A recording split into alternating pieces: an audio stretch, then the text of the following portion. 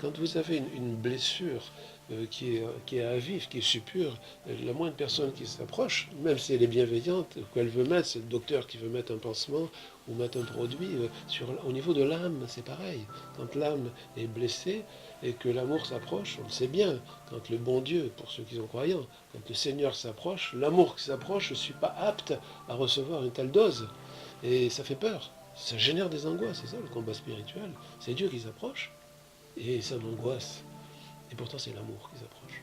Donc vous parlez du bon Dieu, vous parlez aussi du combat spirituel et vous êtes, je le rappelle, psychologue. Bonjour à tous et bonjour à toutes. Autre entretien, autre rencontre du jour en compagnie de Daniel Desbois. Bonjour Daniel. Bonjour Nathalie. Alors pour ceux qui vous découvrent tout juste, je rappelle que vous êtes psychologue et que surtout vous avez 40 ans de pratique. Ça peut aussi rassurer beaucoup d'entre nous et on va reparler de ce papa et de cette maman qui nous ont été donnés. Vous êtes d'accord Daniel? Oui, je veux bien. Oui, Alors vous en savez quelque chose, vous avez écouté, vous accompagnez. Ces blessures de la vie nous font parfois relire cette histoire de vie jusqu'à cette histoire qui a débuté, l'histoire d'un papa et l'histoire d'une maman. Alors mais on peut toujours s'en sortir, voilà. On garde cette clé que vous nous avez donnée pour faire ce chemin et retrouver cette stature debout, d'hommes et de femmes debout dans la vie. Oui, parce que en fait la vie c'est un chemin d'espérance. Même si j'ai une vie difficile, lourde, galère, même si j'ai une vie difficile, il y a toujours une espérance pour en sortir. Alors, tout le monde n'a pas la chance d'être aidé dans un contexte favorable pour justement pour être entendu, écouté, compris, et puis accompagné, guidé vers, mis dans l'espérance, comment je pourrais dire aussi, valorisé. Vous savez, les grandes blessures, je me rends compte, moi, que les grandes blessures qui sont vécues par les enfants, par les petits, c'est très souvent par manque de valorisation. Alors, évidemment, un enfant qui n'est pas valorisé, un enfant qui n'est pas regardé, aimé, chéri, à qui on n'a pas dit je t'aime, mais il l'attend. Je vous disais, là, l'autre jour, je vous disais que on est tous, que l'on soit jeune ou que l'on soit vieux, on est tous en quête d'amour. Ce qui veut dire que cette quête d'amour, c'est vraiment le chemin d'espérance sur lequel j'ai envie de m'engager. Mais dès que je suis petit, en fait. Alors évidemment, il y a des blessures avec un père qui est difficile, alcoolique, orgueilleux, une mère qui n'est pas toujours compréhensible, une mère aimante, un père qui l'est moins, un père aimant, une mère qui l'est moins. Et il faut faire avec. Alors, ce que je découvre avec merveille, c'est le pouvoir d'adaptation d'un enfant. Quand on voit un petit enfant qui a 2 ans, 3 ans, et puis qu'on assiste des fois à des scènes brutales pour un gamin, ou qu'on sait qu'il vit des choses qui sont difficiles, je me dis quand même, il y a une résilience, là, il y a une force d'adaptation qui est extraordinaire chez l'enfant. Jusque y compris même dans la douleur physique. Parce qu'un enfant qui a été élevé dans la violence même, mais pour lui, il croit que c'est ça la vie. Parce qu'il a des repères qui sont pour lui neufs, il n'a pas de comparaison. Et c'est petit à petit, après, quand il va devoir assumer justement les conséquences d'une vie trop compliquée, trop difficile, qu'il va devoir s'adapter, et puis il voit que c'est pas simple. Parfois, l'adaptation va mettre du temps et peut mettre toute une vie, Daniel. Oui, alors ça peut mettre toute une vie, mais en même temps, on peut aller très vite. On peut aller très vite.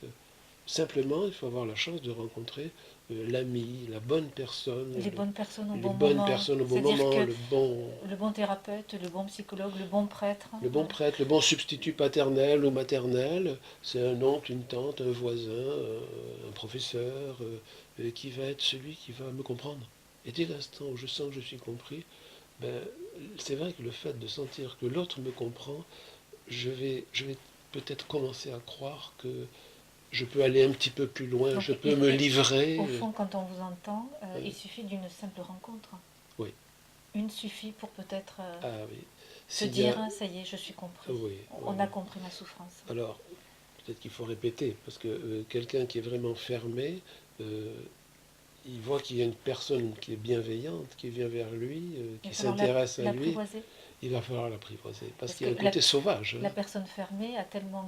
Cette fermeture vient de cette Eh ben trop oui, plein de souffrance. eh ben oui. Vous Trop savez, chargée d'histoire. eh oui, quand vous avez une blessure qui est à vif, qui est suppure, la moindre personne qui s'approche, même si elle est bienveillante, qu'elle veut mettre, c'est le docteur qui veut mettre un pansement ou mettre un produit, au niveau de l'âme, c'est pareil. Quand l'âme est blessée et que l'amour s'approche, on le sait bien, quand le bon Dieu, pour ceux qui sont croyants, quand le Seigneur s'approche, l'amour qui s'approche, je ne suis pas apte à recevoir une telle dose. Et ça fait peur. Ça génère des angoisses, c'est ça le combat spirituel. C'est Dieu qui s'approche et ça m'angoisse. Et pourtant c'est l'amour qui s'approche.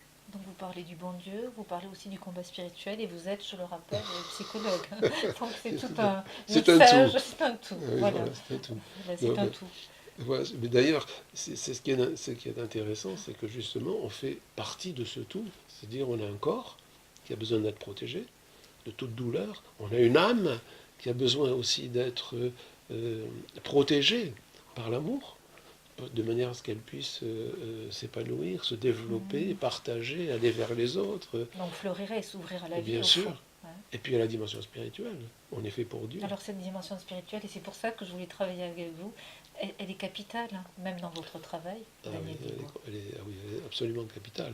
Parce que je vois combien de personnes qui sont déçues par l'Église, hein, qui sont déçues parce que le bon Il ne faut Dieu... pas avoir peur de le dire. Parce Voilà. que, eh oui, parce que ils sont déçus parce que Dieu a permis une souffrance qui est intolérable. Et pourquoi je vais croire en ce Dieu? On va me dire qu'il est amour, mais c'est pas vrai. S'il était vraiment amour, il serait venu me chercher plus tôt.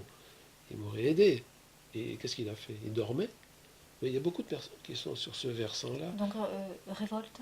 La Pour ces révolte, personnes. ah oui, Ouais. la révolte, Parce c'est que abandon, l'impression ouais, d'avoir été abandonné par oui. le bon Dieu Par et le par bon Dieu. l'Église, hein, Bien sûr, par les parents, par l'Église, par le bon Dieu. des prêtres. Hein. Les prêtres, il y a toujours cette marque-là qui peut rester, qui réouvre la blessure. Et puis quand une blessure est fragile, le moindre petit choc a des répercussions Alors énormes. au fond, celui qui souffre rend l'autre toujours responsable de sa souffrance. Mais c'est-à-dire que quand on souffre, on a toujours de bonnes raisons de justifier notre souffrance. Le problème, c'est que des fois je suis avec une personne qui n'a rien à voir avec ma souffrance, et c'est souvent la personne la plus proche, hein, celle qui mange à ma table. Mais c'est elle qui va récupérer peut-être la souffrance et la violence qu'il peut y avoir, la colère qu'il y a derrière la souffrance. C'est celui qui m'aime justement qui va la récupérer. Donc vous nommez aussi la colère. Hein. Ouais. C'est Oui. des terrains sur lesquels il faut travailler, Mais on oui, imagine. et Et oui, vous travaillez beaucoup sur ces terrains? et bien sûr, parce que quand il y a répercussion, quand une personne souffre et qu'elle a une colère au fond, qu'elle retourne soit contre elle-même, soit contre l'autre, automatiquement ça entraîne des complications de vie dans le couple, dans la famille, dans le milieu Donc, professionnel. et ça, on peut apprendre à gérer. Ah oui, bien sûr. Mais pour pouvoir sortir de là, ce qui nous intéresse, nous, c'est la libération intérieure. Que mettez-vous sur libération intérieure? On est guéri de quoi? De toute maladie? Ben, c'est-à-dire, on est guéri quand on retrouve l'amour. Non, vous revenez à l'amour. Je reviens à l'amour, en fait. On Donc, est libéré quand justement, on ne parle que d'amour quand dans le cette cœur émission. s'ouvre, quand on est libéré de quoi? On est libéré d'un enfermement. Quand on est enfermé, on est coupé de l'amour. Dès l'instant où les portes de la prison s'ouvrent, de ma prison intérieure s'ouvrent, l'amour peut circuler. Et c'est ça qui va libérer la personne, c'est de refaire l'expérience de l'amour. Parce qu'en fait, le petit bébé, lui, très tôt, il est dans l'amour, puisqu'il est fait pour ça. Mais après, bon, il se protège, évidemment. Et quand on grandit justement sur cette fermeture, il y a obligatoirement une coupure par rapport à l'amour, par rapport à l'autre et par rapport à Dieu. Voilà.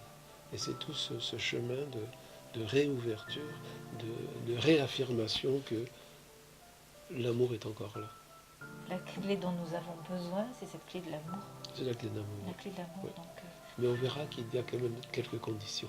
Donc, alors ces conditions, si vous voulez bien, on en termine pour reparlera. aujourd'hui, on en reparlera et on vous dit à très bientôt et bien sûr vous nous donnerez un peu toutes les conditions qu'il faut. À bientôt Daniel Desbois. À bientôt. Au revoir.